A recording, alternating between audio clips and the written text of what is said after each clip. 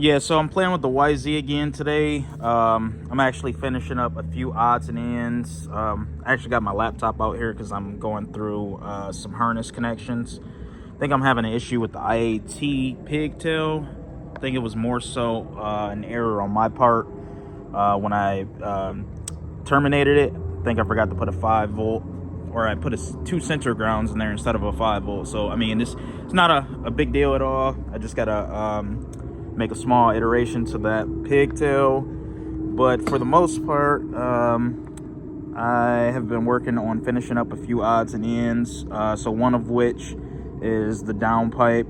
I actually just drilled this out today. It was kind of a pain because this is stainless, and I usually run through a couple of bits before I can, get the hole size that I need, especially for the O2 stuff, because all that stuff is like 7/8 ID.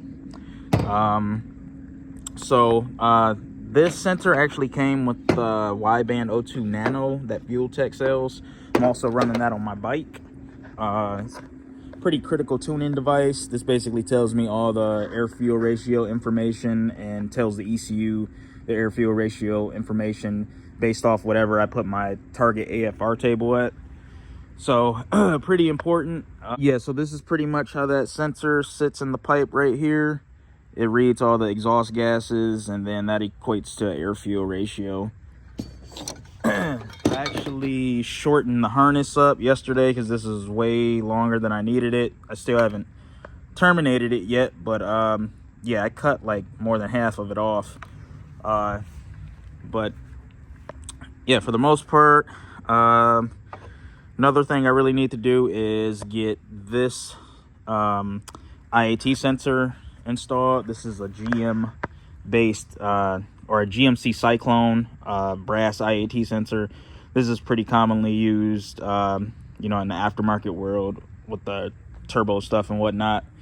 So right now I'm actually thinking about mounting this in the floor of the air capacitor box, and this is a aluminum box. So I have this is a 3/8 MPT fitting, so I got a 3/8 MPT aluminum bung that I will be drilling and welding in the floor of this. So when it's all said and done, it'll be sticking up in the floor of the box like that. It'll be more so in the front side. Only thing that I got to change for this is just so it isn't a pain to unplug this whenever I want to take the bike apart. I just have to cut this harness in half and make a small jumper pigtail so I could, have access to the plug from the bottom rather than, trying to plug it from the sensor itself. And it's always nice to make stuff easy to work on, so I can show you guys how easy it is to take this box off. You can actually see this 11mm bolt right here, right next to my injector hat. And that's the V-band clamp right up there. So it's welded straight to the mouth of the throttle body. And then this air box has the opposing side. But all I got to do is basically just stick a wrench with or a ratchet with an extension, and 11mm on the side, like that. And you can actually see it right there. And it's that easy. So let me pull this off and then I'll show you guys what I'm talking about. All right, so I got that clamp loose, and now just comes right out.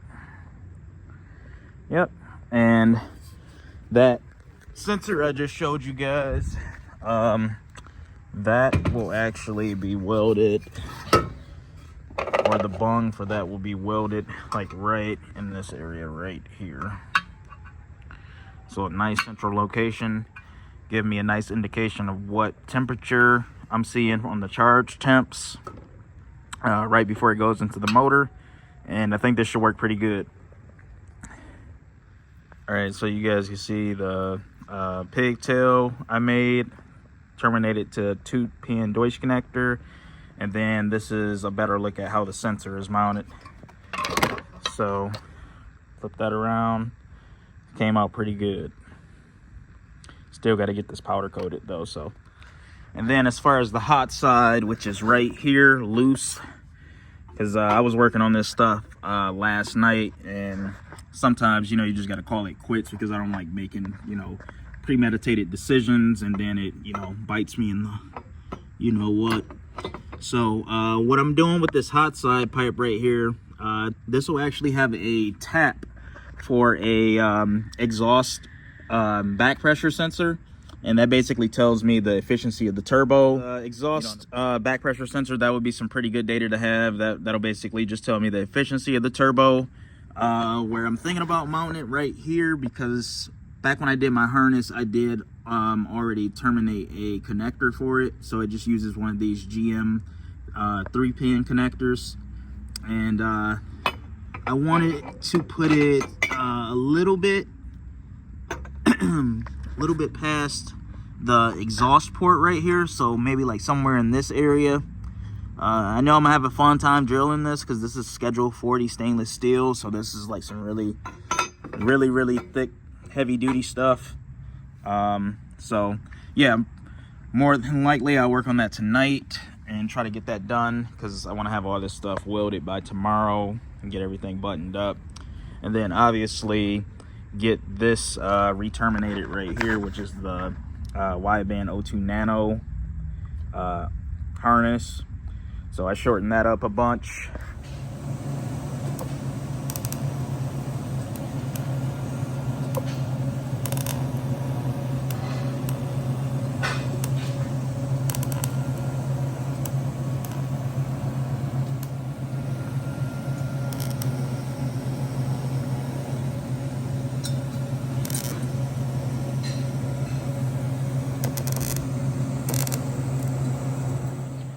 So, as you guys can see, I got the the exhaust back pressure bung welded on right here. This is pretty much just to give me a indication of how efficient the turbo is. So all it is basically a comparison of the pressure in the hot side versus the pressure in the cold side, or aka the boost side. So I picked up, this is just something you can get, like, I believe at AutoZone. I got mine on Amazon, but it's a autometer copper tube kit. Yeah, so basically one of these fittings will screw in this 1/8 MPT port right here that's welded on the pipe, and it'll have some copper tube, and these are also compression fittings, so as you tighten them, they'll provide like a leak-free seal. And then coming out of this fitting right here, I'll have a few copper coils, so that's more so you get like an accurate reading, because it acts as like kind of like a buffer, and then it'll also dissipate some heat so it doesn't kill the sensor.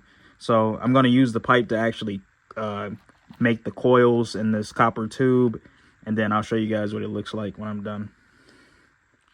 All right, so this is pretty much the finished product.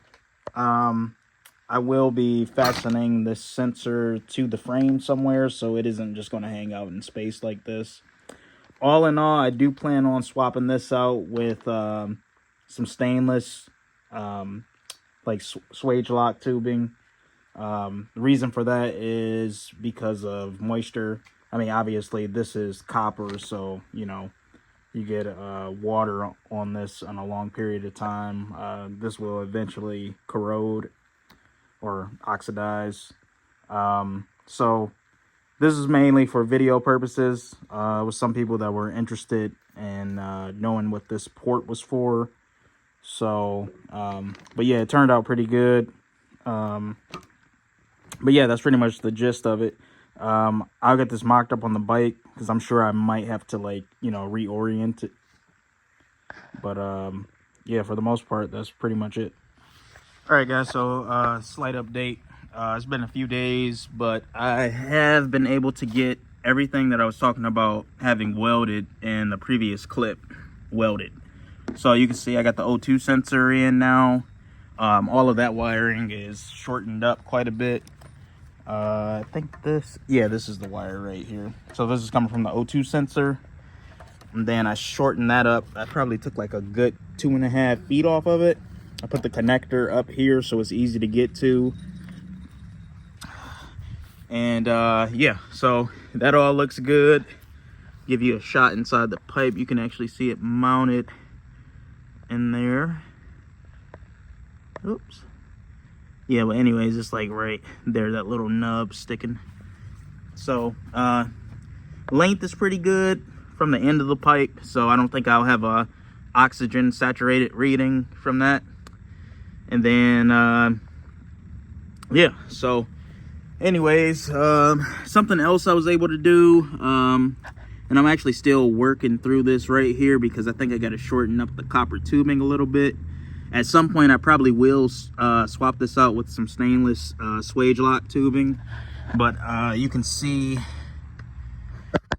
the exhaust back pressure reading right there, the bung. So right now I'm still mocking everything up, but that's pretty much the gist of it.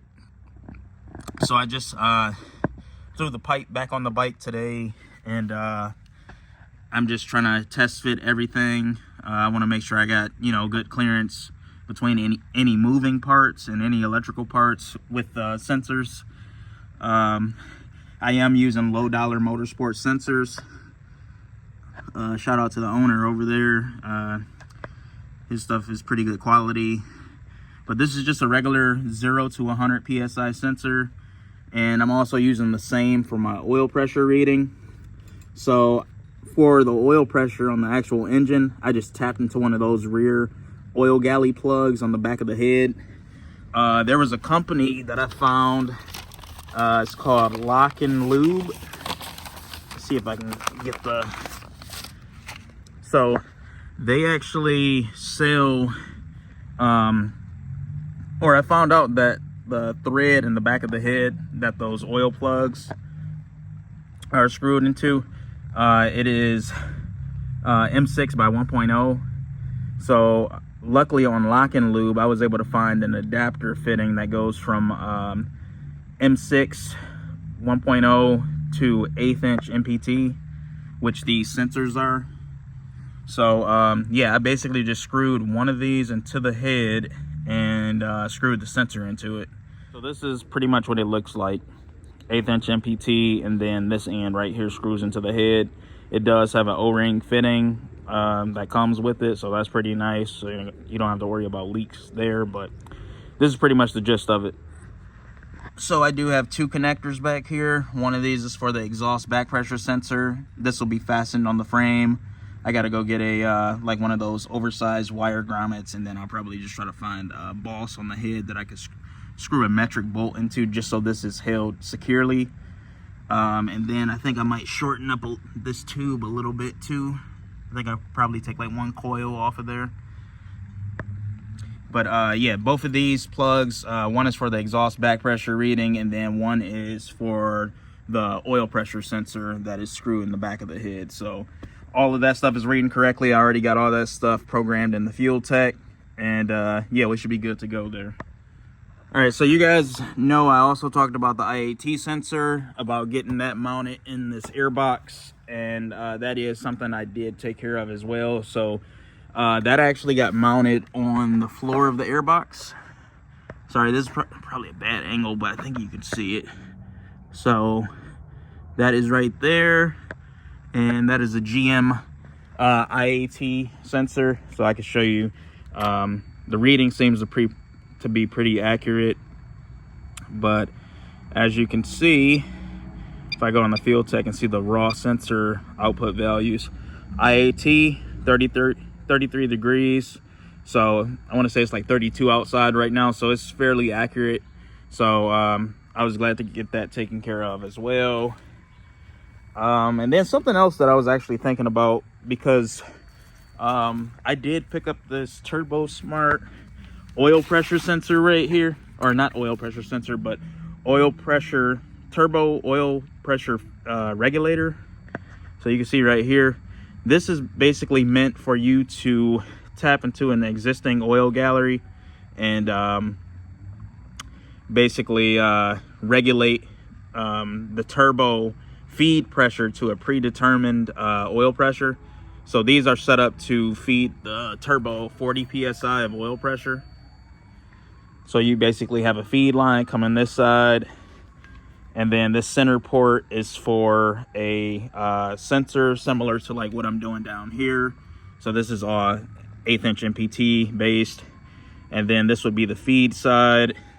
And then just on the bottom right here, there is a return port to where you basically tie this back into like an oil tank or something. So it's basically the excess pressure that is bleeding off will come through this bottom port. But honestly, after finding these fittings right here, so like I said, these match those two oil galley ports in the back of the head. So I can show you the other side right here because it is a little bit easier to see, but this is the port that I'm referring to right here. So normally those are plugged on a stock YZ, but I'm almost thinking, I wonder if I could just use this as a oil or as a turbo oil feed fitting instead of tapping into the oil pressure, I'm sorry, the oil filter cover housing, because this would make things a lot simpler, like from a plumbing standpoint as well. But I just don't know if that port right there would supply enough flow for the turbo. So this is still a little iffy too, because this is a journal bearing turbo. The oiling system on these bikes, they are much more suited for like a ball bearing turbo because they don't really need a lot of pressure.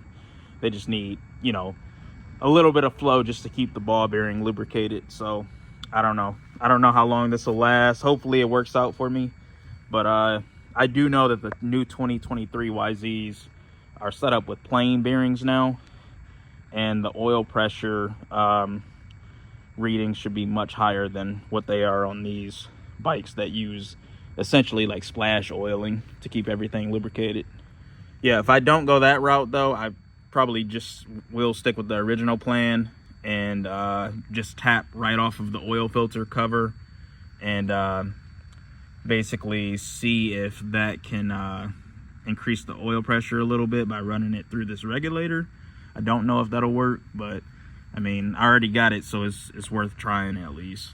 All right, so something else that I also get asked about is like how you would do a or how you would alleviate crankcase pressure with a setup like this, especially with the single cylinder boosted stuff, because when this stuff is actually set up correctly, you generally have a larger ring gap, which equates to more crankcase pressure. So now I don't know if this will work, but I do know this is something that's pretty common in the you know, like racing community. But this right here is the actual valve cover vent, or the crankcase line that you normally see in this grommet right here. So what I plan on doing is actually tapping into this port right here and running a line from this valve cover to this downpipe right here. And the reason I'm doing that is because there are studies that show that this is pretty beneficial to do to alleviate crankcase pressure. But what happens is this exhaust puts a vacuum on this port right here, so it's almost like scavenging the crankcase pressure out of the crankcase into the exhaust. Normally you would want to put a catch can on a setup like that, you know, just so you aren't blowing oil out of the exhaust. You know, it's rare, but I mean, it's good preventative maintenance, especially with how expensive some of these O2 sensors can be. This one isn't badly priced, but still. So I mean, it's not really much room to do anything else with a setup like this. This would definitely be better than nothing, I guess you could say. But yeah, this will be, you know, pretty easy to retrofit. So I just need to take this back off and then put a fitting in here. So I'll probably more than likely just try to match the ID of this outlet port right here, and I guess we can see where it goes.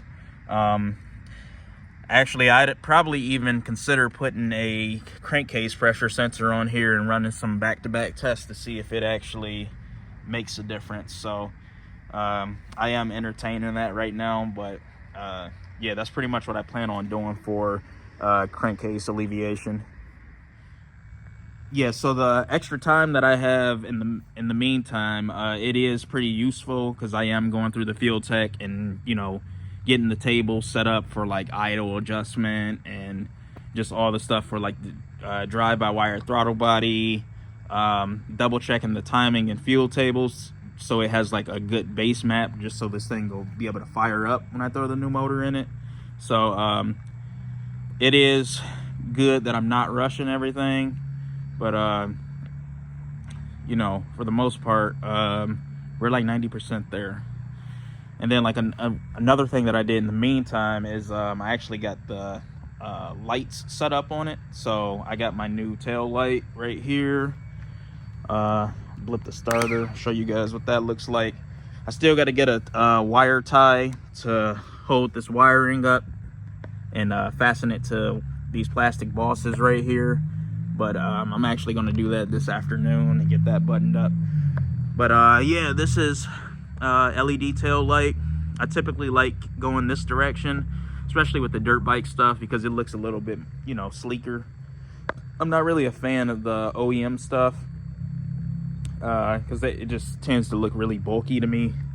So like this light right here is actually really, really bright at night. And it also has integrated turn signals. So you guys obviously know that I got the Moto Gadget bar in turn signals right here. And then, yeah, this is like a nice all-in-one package. I got this off of Amazon for like 12 bucks. So I can't really complain. But yeah, it looks great. And it even has hazards as well.